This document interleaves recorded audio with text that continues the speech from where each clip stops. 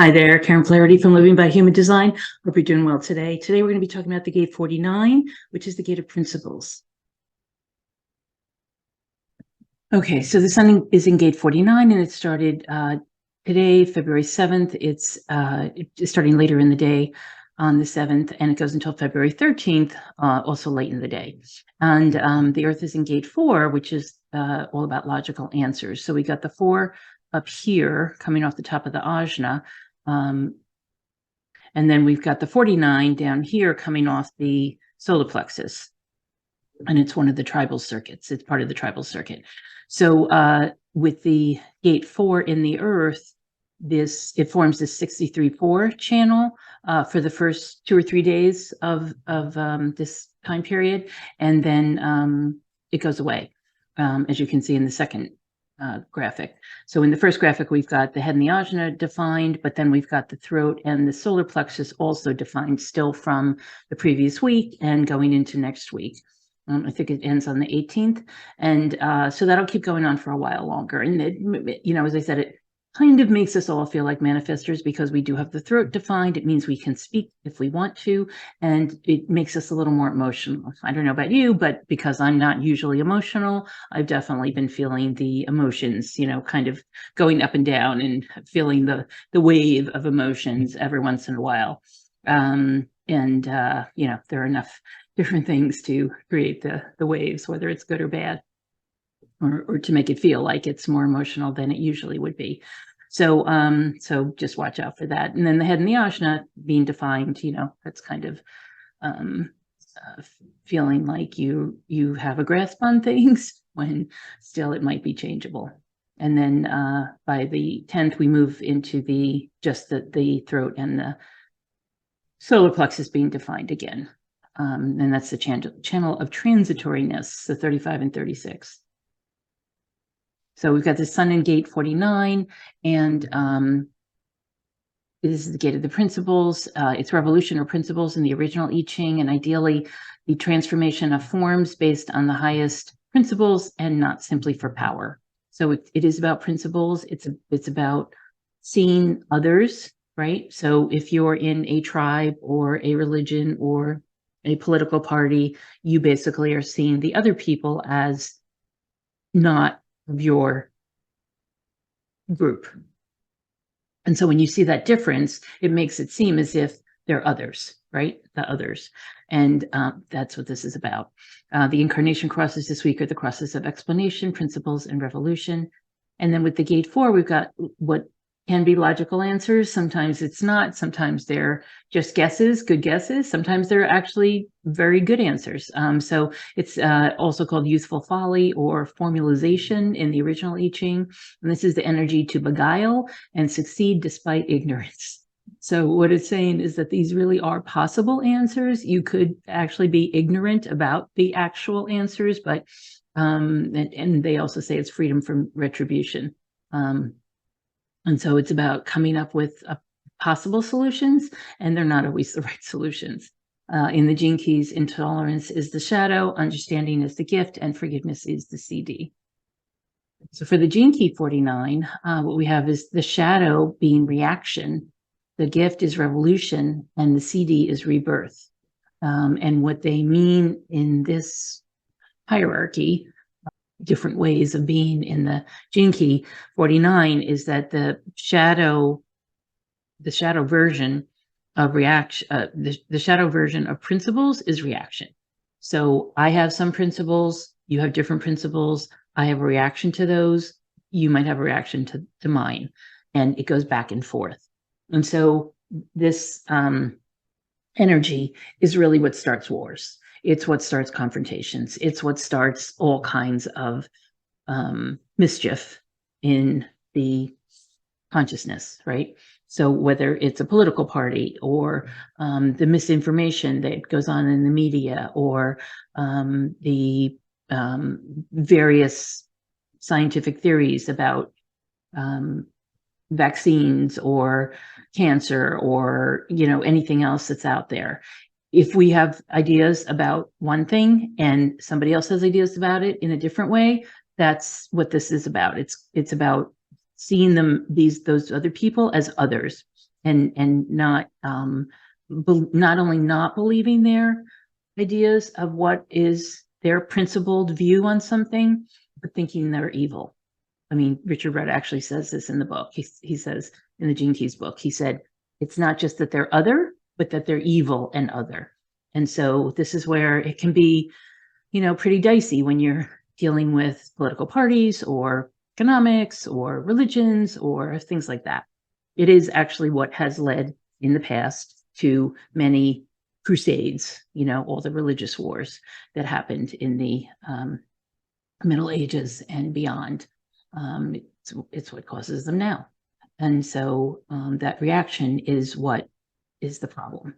If we don't have a reaction, if we can merely say, oh, you've got a different view than I do, and I can accept that, but I have my own view and you have your view, and let's just allow that to be. So it's allowance and acceptance and non-judgment, right? That's what leads to revolution. And he doesn't mean revolution in a bad way. It could be a quiet revolution. It could be a very peaceful revolution. It can be a nonviolent revolution, right? It doesn't have to be any of the things that we had in the past, because those were all reactionary. And he makes this big distinction between reactionary and revolutionary. And the kids who are being born now, they're coming in as revolutionaries. Our previous generations were much more reactionary. Even the current, people who are in charge are relatively reactionary, as opposed to coming in with a different way of doing things and a different way of revolution. And then the CD on the highest realm would be considered the CD, and that's considered rebirth, where everybody is working together and everybody accepts each other, and everybody can see each other not as other, but as unity, as unified. That's rebirth. So in the graphic, he said the family of the future will be the whole community, the fellowship of humanity itself. And that's the rebirth. He also says, as long as you see your own people as good and others as evil, like I was saying before, you remain a prisoner of the 49th shadow. And he also says the nature of the gift frequency of revolution is beyond fear, and it's anchored in a deep goodwill toward all creatures. So we've got a bunch of personalities born in the Sun Gate 49, as we usually do. And these are the right angle cross of explanation, principles, and revolution. And so we've got James Dean, who we'll be talking about, Harold King, Thomas Edison, Mary Steenburgen, Sheryl Crow, Alice Walker, Abraham Lincoln, even, talk about somebody with principles, right? Who actually did cause a revolution. Because that's what happens when you have these principles, they can actually lead to revolution. On the lower side, it's the reactionaries, but on the higher side, again, it's the revolutionaries. And while it was a civil war in the 1860s that Abraham Lincoln oversaw, it was definitely a revolution as well. It was a revolution of sorts. Peter Gabriel, Chuck Yeager, Jennifer Aniston, lots of people with the Gate 49. And it's interestingly, the right angle cross of explanation also has, there's the 49 and the 4 on the other side. In the unconscious side, it's got the 4323, which is that channel of structuring, the channel of freak to genius, right? So these are very bright people. These are people who, many of them have this right angle cross of explanation also, which allows them to be very, very bright. So we're taking a look at James Dean today. You may or may not have remembered him or seen any of his movies, but he only had 3 movies and died at the age of 24. So he was born on February 8th, 1931 in Marion, Indiana. He's a generator with the 1-3 profile and the right angle cross of explanation. So he's one of those ones that, as I was just saying, he's got the 49-4 on the conscious side, but he's got the 43-23 on the unconscious side in red. And this is what causes this entire channel to be highlighted here. So he does have that freak to genius channel. He is a generator. He was an American actor in the 50s, and his films included Rebel Without a Cause, East of Eden, and Giant. Those were actually the only 3 films that he appeared in as a credited role. He was in 5 other movies that didn't even have him credited. But between those times, between the uncredited movies, and he didn't have a long career. He was only acting for about 5 years. He went from Hollywood over back to New York, where he was in a number of plays and commercials and TV shows that allowed him to, raise his credentials and create a resume that is actually quite impressive for the short amount of time that he was acting. Then he was invited back in as basically the lead actor in East of Eden. And then he was one of the first actors who was nominated for 2, as it turned out, 2 Best Actor awards posthumously. So after he died, he got Best Actor nominations for Rebel Without a Cause and Giant. So he died in a car crash in 1955, September of 1955. And really following that became basically an icon, Hollywood icon. He, is one of those people who will forever be remembered as he looked at 24 years old when he died. And so it's just interesting to take a look at his chart and see where this comes from. So as I said, he had, so he was born in Indiana. His father moved out to California for a job. His mother died, unfortunately, of cancer when he was 9. And then he went back to Indiana to live with his grandparents, came back to California for college, and lived with his father and stepmother at that point, and went to first to a local college and then to UCLA.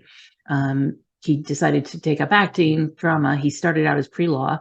He actually was very, very good in school and got a number of awards and accolades. He was a very good student. And so, leading to this, supposition that he had this brilliance, so to speak, in the, ajna, that allowed him to be a very good student. And then he decided to take up drama at UCLA. His father basically disowned him. And he went on to act in a number of plays, and then some commercials. His very first commercial was a Pepsi-Cola commercial, and he was somebody who was well liked. He was popular. He obviously had very good looks. He was actually he had that something that they have in movies, that movie stars have, because he was attractive to both men and to women. And he played that. He played that role, and he was good at it. And if we take a look, that the reason that worked for him was because of this 59. So he was a generator. This 59 was always drawing people in, attracting people into him, and very successfully. He was never without accompaniment. He was always in either a relationship with a woman or seeing men, and he admitted to being bisexual a number of times, and most people would say, why don't we just believe him, because a lot of people like to say he was gay. A lot of people like to think he was with women only, and it really both were true. So he was somebody who enjoyed both sexes. And so but he had this 59, which allowed him to do that. And where is it? So it's down in his Neptune, which is kind of his spiritual purpose, if you will. That's what we usually think of as Neptune's kind of characteristics. And it was in the line 6, so he would be kind of trying all kinds of things and taking it to the next level. He had a few things coming off the throat. The 62 details, always good for an actor. 31, again, good for an actor to have an influence when he spoke as a generator. And then the 33, he did like his privacy. He did like going away, whether it was with women or with guy friends, or away for the weekends, so that he could rest up and have some time to himself, have a little privacy. So we had that Define G Center, this entire channel of exploration here, and the 57, which is all about, the 5710 channel, which we call perfected form. So it's knowing intuitively what's going on and then enabling yourself and others to benefit by that intuitive knowledge. So this 3410, which is the channel of exploration, is about being a leader. It's about kind of being on the edge of cutting edge, usually, of what's going on and leading people into it. And I think that's probably some of the reason he had that iconic quality about him, both, while he was living and then certainly long afterward. His estate is still making $5 million a year from the people using his likeness and any other part of his, image and likeness that they choose to. I heard they might use CGI to use his image in a movie that's coming up. So he still has this bad boy image, this sullen teenager type of image of coming of age, and then being against the parents, bucking against authority, and kind of brooding about it. He liked to say, there was a quote that he said, you can't look sexy if you're smiling, and nobody wants to be with somebody who's people aren't as interested in people who are grinning all the time. And so he used that brooding, kind of desultory look to portray this sullen and questioning and just not satisfied with the status quo kind of image. What else? Off the sacral, he also had the gate 14 and the gate 29. 14 is money, and 29 is commitment. He actually didn't even make it to his Saturn cycle, or Saturn return. He didn't even make it to his first Saturn return, which would be around 28 years old in terms of living. So he had the gate 21 coming off the top of the will center, so he could be, he liked being in control. And he also had the gate 51, which is, he could be shocking in some of the things he said and did, even early on. He did have the gate of provocation also down here, and that gate 49, the gate of principles. So his principles might have been a little different, a little ahead of the times, or perhaps a little bit ahead of the times for what was going on. He was a little more of a rebel, as he portrayed in his movies, than a lot of the other people in the 50s were. This was American graffiti time, where everybody was in groups and, tooling around in their cars. He liked cars too, but it wasn't until the 60s when the real revolutionaries came about. But James Dean played the role well, in that he was somebody who lived on as an icon and was so well regarded that he got those SAG awards at such a young age, and is still thought of as one of the major movie stars, the top 100 movie stars of all time, along with being somebody who, the list of people, I can't even list them all, who looked to James Dean as a role model for their own careers is just astonishing. It's like Martin Sheen, Nicolas Cage, Leonardo DiCaprio, even Robert De Niro, Elvis Presley, and another number of other singers, Bob Dylan, all attributed their look and feel and style to James Dean. So his legacy lives on, which is pretty interesting for a 1-3 generator. So his birthday will be on February 8th. He still would have only been 90 something. But anyway, so I hope you have a great week. Be aware of your own principles and what's showing up for you. See how they're either questioned or recommitted to, or become in some kind of a have some kind of a question mark around them, perhaps, as we go through this week. Those are the kinds of energies that might show up. And you have the choice then to stick with them or to change, because we're all really in this together, and there is no such thing as the other. So have a great week, and I'll talk to you soon. Take care.